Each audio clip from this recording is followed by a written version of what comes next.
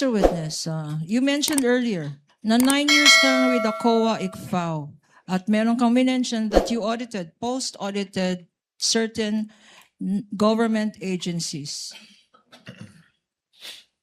During your term, what years were you, incidentally, with the COA ICFAO? I was with the COA ICFAO po from September 2014 until February of 2024. Okay. In this period of time, from 2014 to 2024, could you tell us how many vice presidents have you audited? Ang tanging nung time lang po ni Vice Presidente Sara Duterte. But there were 3. Who were the vice presidents during this period?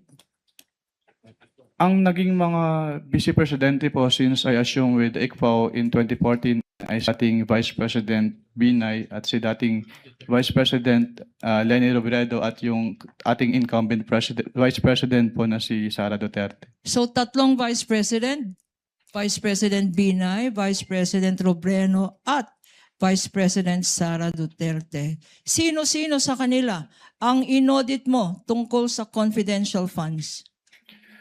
Ang buhat po nung nag-assume ako nung 2014, tanging si Vice Presidente Sara Duterte lang po yung aking na-audit na may Bakit, confidential fund. Bakit, Mr. Witness? Bakit Vice President Sara Duterte lang ang inaudit mo ng confidential funds? Dahil po, since nung nag-assume po ako ng 2014 sa ICFAO, wala pong naging appropriation for confidential funds si dating Vice President Binay at si dating Vice President Robredo. Tanging si Vice President Sara Duterte lang po yung nagkaroon ng appropriation for the confidential funds.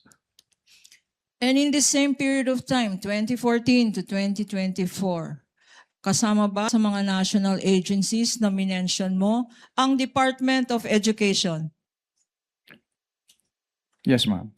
And during this period, 2014 to 2024, sino-sino ang mga secretaries ng Department of Education? Sa pagkakaalala ko po, ang mga naging DepEd secretaries po ay sina dating Secretary Luistro, dating Secretary Briones at ang ating Vice Presidente in her concurrent capacity as the DepEd Secretary during that time po. At sino sa 3 ito? Sino-sino sa mga secretary ng DepEd ang inaudit mo for confidential funds? Tanging si Vice Presidente Sara Duterte lang po as the DepEd Secretary. Bakit, Mr. Witness? Dahil siya lang po yung naging DepEd Secretary na nagkaroon ng confidential funds ang DepEd. And could you tell us how much was the confidential funds of the Vice President that you said you audited? May I-clarify po kung anong office po yung tinutukoy niyo. Office of the Vice President.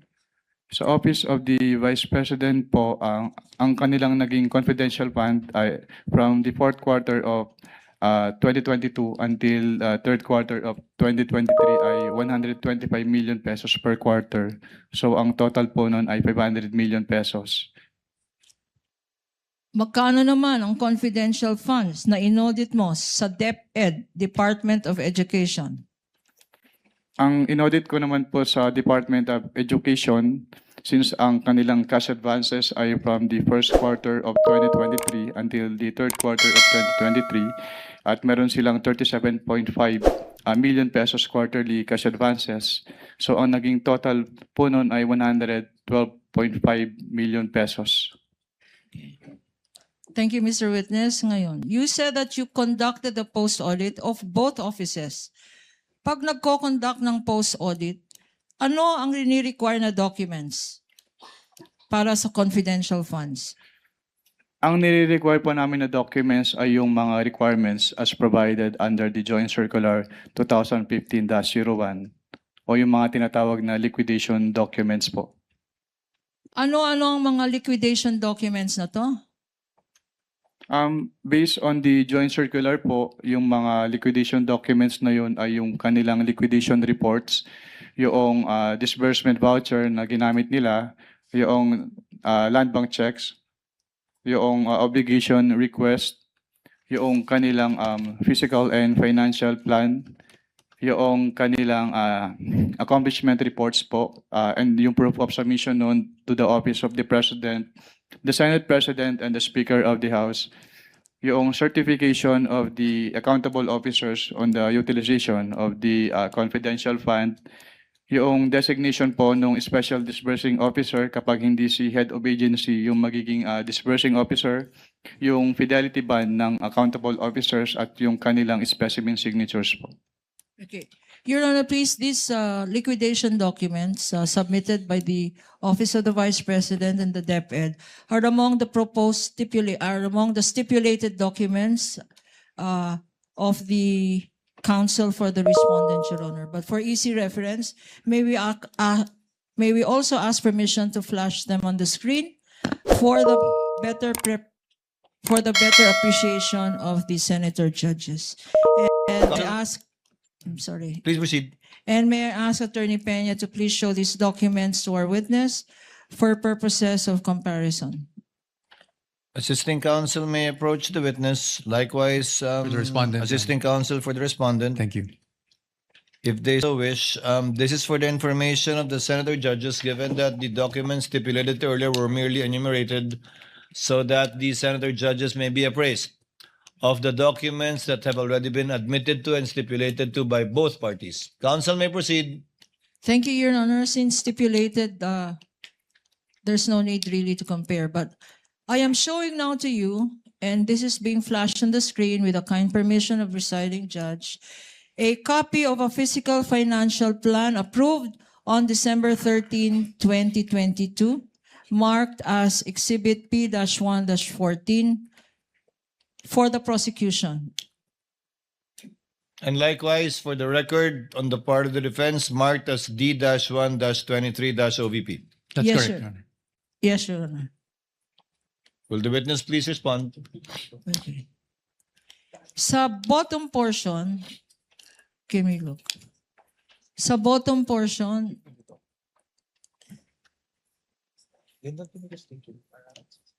there appears a signature under the words. Meron pong signature sa words. Approved by. There. Anong ibig sabihin ng approved by? Ang ibig sabihin po ng approve by ay inapprove po noong nakapirma yung contents ng physical and financial plan po based on that document. Okay. At sinabi mo, approved by ay inapprove. Kung sino man ang nakalagay na signature dyan. Kaninong signature naman ang nasa bottom portion ng ating Exhibit -1-14? Kay Vice Presidente Sara Duterte po. Why are you familiar? Bakit mo kilala? Bakit mo alam ang signature ni Vice President Duterte? Dahil among their submissions po ay yung kanilang specimen signatures at kasama po doon yung specimen signature po ni Vice President. At yung kanyang pirma po doon sa specimen signature submitted ay kaparehas po ng pirma niya dito sa physical and financial plan na ito. Pinakita sa iyo ang isang physical financial plan which you said is a faithful reproduction of the submissions. And this is now being shown on the screen. Ano ang observations mo dito sa physical and financial plan approved on December 13, 2022? Hindi po siya compliant to the joint circular dahil yung first column, which is the programs, activities, and projects, hindi po in-indicate nung OBP yung kanilang specific confidential activities na kanilang paggagamitan ng confidential fund as required under item 4.2 of the joint circular. Hindi ito specific according to you and according to 4.2 of the joint circular. Can you please enlighten us? Ano itong section 4.2 ng joint circular? Under item 4.2 po ng joint circular, all requests or allocations for CF must be supported with a physical and financial plan which must indicate the proposed amount allocated for each program and activity dahil ito po yung magiging basis for the disbursement ng kanilang confidential fund. At yung mga sinabi mo, nakikita ba dyan sa dokumentong yan? Wala, based po on this submitted physical and financial plan, hindi po nakikita rito yung kanilang specific confidential activities na kanilang pagbabasihan sa kanilang disbursement. Apart from this, yung nakita mo sa column 1, ano pang ibang observations ang masasabi mo dito sa dokumentong ito? Since yung columns for the expected outcome as well as yung column for the physical target mas match po yung specific confidential activities. So hindi rin po nakamatch or hindi rin compliant yung columns po as mentioned. At bakit? Why do you say na hindi compliant na rin to sa joint circular?